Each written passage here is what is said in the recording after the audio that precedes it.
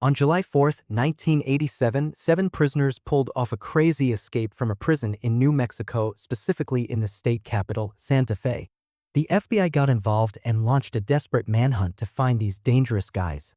It all started when one of the inmates pulled out a hidden gun and threatened a guard to make his buddy open the control room door. Once the door was open, he shot the guard, unlocked all the cells, and boom, the 7 prisoners were out. How did this guy even get a gun inside the prison in the first place? We'll get into all the details in our thrilling story, so stay tuned. I don't want to spoil it for you. Hey everyone, welcome back to your channel. Before we dive into the video, don't forget to like and subscribe. So, the prison escape involves several buildings. Inside each building, there are different sections, and within each section, there are cells that open through a control room right next to them. Usually, there's at least one guard in that control room. In every section, there's also one prisoner who's allowed outside the cell to clean the area at certain times of the day. What happened that day was that someone had hidden a gun in the cleaning supplies room right next to the cells. How they managed to get a gun inside the prison? We'll get to that at the end of the video to keep the story clear and in order. Noticing that the guards were busy and not paying attention, he suddenly attacked and went into the cleaning supplies room, pulled out the gun he had hidden, and went over to the guard in the section. He threatened him loudly and took him to the control room. He told him to tell the guard inside to open the control room door. The guard asked his friend to open the door, and he did. Prisoner William entered the control room, shot the guard, and opened the cells of the other 6 prisoners. So, all 7 prisoners were now out of their cells. They all headed to the control room, feeling happy and amazed that they had gotten out so easily. The control was at an emergency hatch and a ladder leading to the prison roof. All 7 prisoners climbed out and took one of the guards with them, leaving the injured guard in the control room. They headed straight to the prison roof to find a good spot to jump outside. They finally got down to a place next to the prison, tied up the guard to the fence with handcuffs, and all escaped. The guard managed to free himself after they ran off and alerted the prison officials about what happened. He started the alarms and called for help for his injured friend. The prison managers were shocked when they found out the mess they were in because of the prisoners. The escapees are some of the most dangerous inmates in the prison, and they couldn't believe how Gilbert managed to get a gun inside and pull off the whole thing in less than 2 minutes. Apparently, the prison warden said that due to budget cuts, there was no guard posted in the tower overlooking the prison roof. What helped the prisoners escape was that the security sensors on the roof weren't working. The prison officials didn't know if the inmates were aware of this weakness, but I think it's possible they heard about it from one of the guards and used that to carry out their plan. After the escape, they locked down the entire prison and started searching the area around it. The first 15 minutes after the prisoners escaped are crucial. They determine their fate. If they manage to get away, they'll be safe, but if they don't take advantage of that time, they'll get caught. The prison administration immediately contacted the New Mexico police, who closed the roads and spread officers all around the prison. Wherever you go, you'll see cops. At first, no one knew how many prisoners escaped, but after checking, they found out that the 7 most dangerous inmates had broken out. They immediately started searching inside the prison to see if any were hiding. There was no trace of them. The prison was just 22 kilometers away from the Santa District Center. Of course, the city center was crowded with people, which made the police even more nervous because the escapees were some of the most dangerous prisoners in the jail. At any moment, they could commit murder or assault without batting an eye. There were 7 escapees in total. The first was William, the mastermind behind the whole thing and the one who shot the guard. His death sentence was reduced to life imprisonment after New Mexico abolished the death penalty in 1986. The second escapee, Jimmy, was a serial rapist. The escapees are Omar, 22 years old, sentenced to life imprisonment 3 times. The third escapee, David Gallagher and Tahanto, are known for carrying out armed robberies. The fourth escapee, Robert Davis, was formerly a police officer who turned into a gunman. Just imagine that turnaround in his life. The 5th, 6th, and 7th escapees are all violent criminals involved in multiple crimes, each sentenced to something close to life imprisonment, but the 2 most dangerous guys the police were most afraid of, and for all the escapees, since they're all on death row, they have nothing to lose whether they're inside or outside prison, especially after this escape. They kept combing the area around the prison with all kinds of vehicles. Planes were flying overhead with surveillance cameras, police cars everywhere, and 4-wheelers too. The first few hours of the escape are crucial. Either they catch the fugitives or the escapees manage to get far away, making it almost impossible to catch them later. The The police even split into groups to search houses near the prison. Man, imagine, they even called in the U.S. National Guard to help look for the escapees. The police made a smart move by responding quickly. They took the clothes of the prison escapees and let the police dogs sniff them to recognize the scent of the runaways. The dogs were able to follow the scent and led the police from the prison area to a public street next to the prison. After that, they lost the trail. It seems like the escapees arranged for no one outside the prison to come pick them up after they broke out. The investigators then went to the prison and started questioning the other inmates, trying to get information about whether anyone had heard anything from the escapees about the breakout. But the prisoners said they had no idea about the escape plan carried out by the other inmates. So it looks like the fugitives kept their operation completely secret. After searching their cells one by one, the inspectors found flight plans and maps of Mexico. The investigators thought this was proof that they either took or stole a plane to escape to Mexico. But that might not be true. Those documents could just be there to throw the investigators off their trail and make them look somewhere else. Meanwhile, the police warned the townspeople to be as cautious as possible around these fugitives since they're criminals.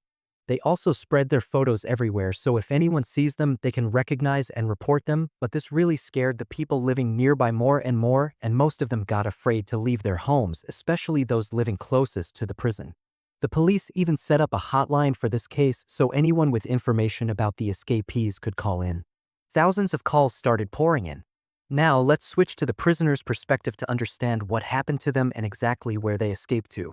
2 days after the escape, the owner of a house near the prison reported to the police that someone had broken into his home while he was away. The police headed to the house and they searched the house and found a prison uniform, which means some or maybe all of the prisoners are still in Santa County. On the same day, about 3 kilometers from the Mexico prison they escaped from, there was a horse racing track. What happened was the guard there was doing a routine check, but suddenly one of the escapees was spotted near the track. They recognized him immediately because the whole town already knew about the escape. This guy is called Tortoris. She pulled out a gun, forced him to surrender, called the police right away, and handed him over. Then a team of special forces arrived immediately. Arrived at the racetrack and they searched the whole place thoroughly because there was a good chance they'd find one of the other fugitives there. But they didn't find anyone at all. They tried to get info out of Hector during the questioning, but he told them he didn't know anything about his fugitive friends. He even said he had no idea about anything until his buddy opened the cell for him, a pretty cool move, actually, like you're locked up and suddenly the door opens and you get a chance to escape. But they took him back to the place he escaped from, and he told the investigator that after he got out of prison, he kept running for a really long time, got super tired, and had no choice but to relax at the racetrack. Hector was caught in Santa District near the prison, which is strong evidence that the other 6 fugitives are still in the same city. The police, as we mentioned, are most worried about them harming civilians because they'll definitely be looking for a way out of the city. When they get hungry, they might do anything. And their instincts were right. Just a few days later, in one of the houses in Basanda, a girl and her young cousin were inside when suddenly one of the fugitives tried to break in. The cousin quickly hid, but the guy managed to get inside, pulled out a knife, and threatened her not to come near him. But then, shockingly, Benet just stole a bag of bread from the house and then ran away quickly. This proves that, like we said, when fugitives get hungry, they might do anything, and their criminal history backs this up. The girl immediately reported what happened to the police. When they got to the house, they showed her photos of the fugitives, and she was able to recognize the thief who broke in, the same one we mentioned whose charge is armed robbery. The next day, in Santa County, a police officer was in his car and noticed something suspicious inside a truck on the highway. When the truck stopped, he got out, aimed his gun, and made a discovery. They found someone hiding inside, so they brought him down and arrested him. They confirmed he was one of the fugitives, Robert Davis, the police officer who turned semi-armed. They asked him what he knew about the other guys who escaped. He said he didn't know anything about them, but he thought there was someone else. When they got there, they approached the garage carefully and opened the door. They searched everywhere, and suddenly they found Joe hiding. They arrested him and took him back to the place he escaped from. So, the police ended up arresting 4 people: Hector Torres, Robert Davis, Michael Romero, and John Schmidt. There are still 3 others left. What's strange is that more than 3 weeks have passed, and the police and detectives still have no lead on catching them. They were totally clueless about what was going on and wondering where they could have run off to. After finding Jim hiding in the garage, the police thought this might be the perfect spot for the fugitives to hide.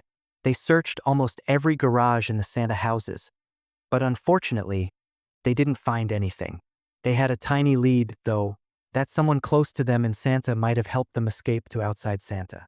So they went to ask Gallego's son-in-law, who hasn't been arrested yet, if he had been in contact with the fugitive. He was in jail, but he kept insisting to them that he never contacted the police. They were suspicious, thinking he was lying, but they couldn't charge him with anything. What the investigators didn't know was that Jimmy, the guy we mentioned who's a serial rapist and killer, was in Arizona, which is about 400 miles from Santa. Jimmy was heading to a house in Arizona when he saw a girl standing outside. He pulled a gun on her, took her hostage, and went inside the house. He threatened the family not to harm him and asked if they were hiding any weapons. They showed him a safe in one of the rooms, and it turned out they were indeed hiding some guns. So he stole them. He forced the whole family to get in the car and made the dad drive all the way to Paris, California, which is about 400 miles from Arizona. When they got there, he dropped them off at a hotel and locked the family in a room. After 3 hours, he left the hotel taking their 11-year-old daughter with him and kept driving away. About half an hour later, the parents managed to free their hands from the ropes and immediately called the police to tell them what happened. The search for the car started right away to find out where Jimmy had run off to, which was even more dangerous. Bain kidnapped their daughter, but Jimmy kept driving the car for 2 hours. Then he left the girl behind a restaurant. After that, the girl managed to get onto the main street and flagged down a police car to tell them everything that happened. At that time, the girl was told, "I'll be back soon, and you need to stay right here and not go anywhere." But she immediately ran off and told the police. What Jimmy's plan was, only God knows. But honestly, none of what he did made any sense. In my opinion, it was the dumbest thing he could have done. The police started searching for the family's car in the area around where they found the girl. They managed to find Jimmy. A police car spotted the family's car parked by the side of the road. Right away, the officer backed away from the spot so Jimmy wouldn't notice, and immediately called the detectives. Soon after, an FBI team headed to the location and started watching from a distance. Suddenly, someone got into the car, started it, and began to drive off, not realizing he was being watched. After he drove just a short distance, 5 police cars surrounded him from all sides and closed in right away. The person inside the car was, of course, Jimmy. With no chance to escape, he immediately raised his hands and surrendered to the police. But after the investigators searched the car, they found the gun that William, the mastermind behind the escape, had. It was under the car floor. This means it was with Jimmy. When they started questioning him, he didn't have a problem telling them where his other fugitive friends were. He said William and David were at a hotel in California, but he didn't know their room number. He also mentioned that someone close to one of them helped and took them to the hotel. This means that person was hiding them and was the one who picked them up from the spot near the prison after the escape. The escape, like we said earlier, was tracked by dogs who followed the scent to the street, then lost it. Right after, an FBI team headed to the hotel and started thinking about the best way to catch them. They were most afraid that the fugitives might be armed because these guys had nothing to lose and could kill anyone just to stay free. The police managed to find out the room number they were in. The FBI team went straight to the room through the hotel's back door, opened it, threw in flashbangs, and stormed the room, finding the fugitives there for sure. They were in the room with another guy who had actually been helping them the whole time. What's going on around them? They searched for other flares in the room, and the FBI had surrounded them from every angle. I think this was the worst situation they'd ever been in. William David and the guy with them were arrested, and the FBI found guns and ammo inside the room. That means if they had been awake, they might have fought back. That's how all 7 escaped inmates from New Mexico prison got caught, and the townspeople could finally sleep easy and feel safe. But you know what the shock is? Even today, the investigators still don't know how they managed to pull it off. William got the gun that the guard fired because he was worried they wouldn't tell them where they got it from. But in my opinion, they probably got it from inside the prison. How exactly? God knows.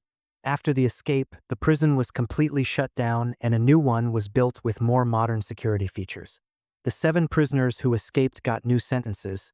They were all given life imprisonment, even though most of them were already serving life. Like we said, this prison doesn't have the death penalty. And that's the end of the story. Hope you guys liked it. See you later. See you in the next video. Bye.